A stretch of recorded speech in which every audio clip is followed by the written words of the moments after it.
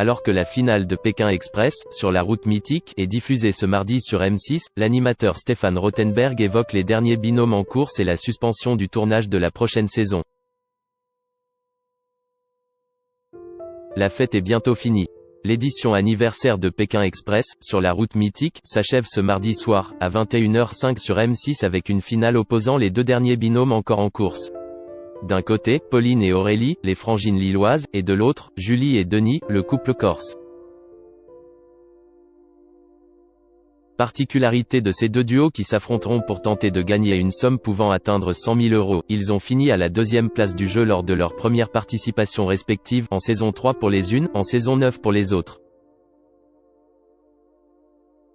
Il y a un énorme enjeu, résume Stéphane Rothenberg que 20 minutes a joint par téléphone ce lundi.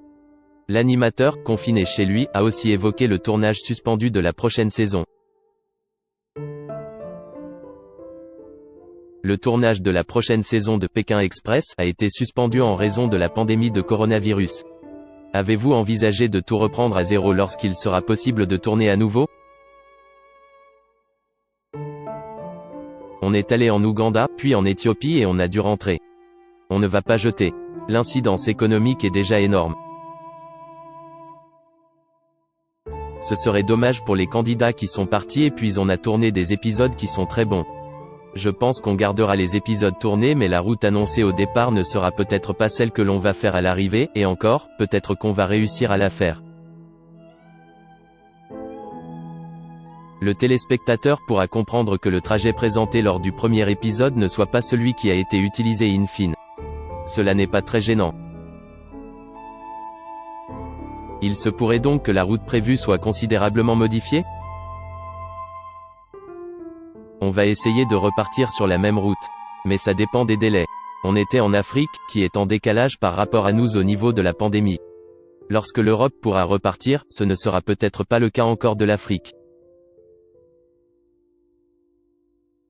Donc va-t-on attendre que la situation se stabilise partout dans le monde? Ou est-ce qu'on va aller sur un autre continent? On n'en est pas encore en train de se poser ces questions, parce que de toute façon nous sommes confinés, mais il faudra se les poser en temps et en heure. Il y a 2 semaines, Pékin Express a été déprogrammé pour rendre hommage à Albert Uderzo qui était décédé quelques heures plus tôt. Cela a mis de nombreux téléspectateurs en rogne, qui l'ont fait savoir sur les réseaux sociaux. Cela a beaucoup surpris la chaîne. Aujourd'hui, il y a une culture des plateformes où on a tous les programmes d'un coup, on les regarde quand on veut. La télévision fonctionne sur un autre levier avec des diffusions à une date et une heure précises. C'est assez désuet, je dirais. En période de confinement, les chaînes refont des scores d'audience d'une autre époque. Les Français regardent la télévision presque 1h30 de plus par jour que d'habitude, cela fait des chiffres colossaux, historiques. Les réactions sur les réseaux sociaux sont alors l'équivalent des courriers qu'on recevait il y a 20 ans, les gens, quand ils n'ont pas leur programme, râlent. Il y a encore quelques semaines, ils auraient juste zappé sur autre chose. Là, il y a eu une attente. Il était cependant impossible de ne pas rendre hommage à Uderzo, d'autant plus pour M6 qui a produit les derniers longs métrages animés Astérix. Il était un artiste considérable. D'ailleurs, cela a été un succès d'audience. Astérix, le domaine des dieux a permis à la chaîne de devancer toutes ses concurrentes en rassemblant 3,8 millions de personnes. Il n'y a donc pas de débat. Mais c'est vrai qu'il y a eu des réactions étonnantes. On m'a même envoyé des vidéos d'enfants qui pleuraient presque. C'est peut-être une émission réconfortante en période de confinement. Il y a un attachement d'une partie du public. Beaucoup de téléspectateurs regardent l'émission en s'imaginant la faire. Le programme fonctionne sur 2 rythmes, la course et la découverte de l'autre. La partie compétition est très prime time et la partie dîner chez l'habitant, c'est presque du France 5 je dirais. Normalement, un programme ne fonctionne que sur un seul levier. Pékin Express est une exception. Les plus jeunes adorent la partie jeu et les adultes se focalisent souvent sur autre chose, les liens dans les binômes, la curiosité de voir comment vivent les gens.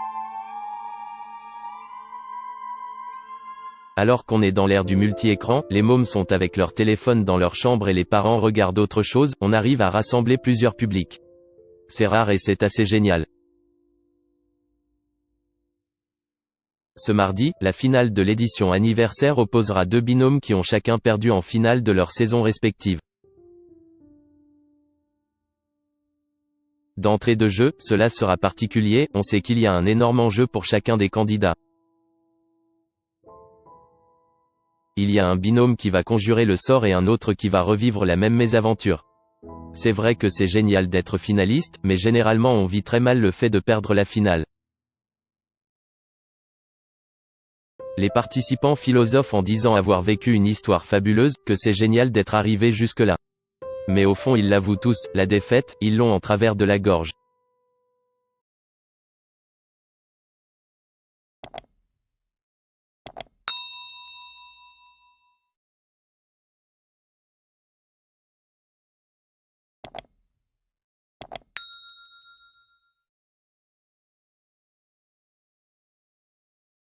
Xin chào mừng quý vị và các bạn đến với kênh tin tức VTV Online của chúng tôi. Hôm nay chúng tôi sẽ đưa đến các bạn những tin tức mới nhất của trong ngày. Và tình hình dịch Covid-19 hiện tại đang lan rất rộng trên toàn thế giới và nước ta là một trong những nước mà có những mầm dịch được hạn chế nhất. Và hôm nay VTV của chúng tôi sẽ đưa đến cho quý vị và các bạn những tin tức tuần tự và các tỉnh thành, các mầm dịch như sau. Và Yên Mô hiện tại là chưa mắc ca Covid nào 19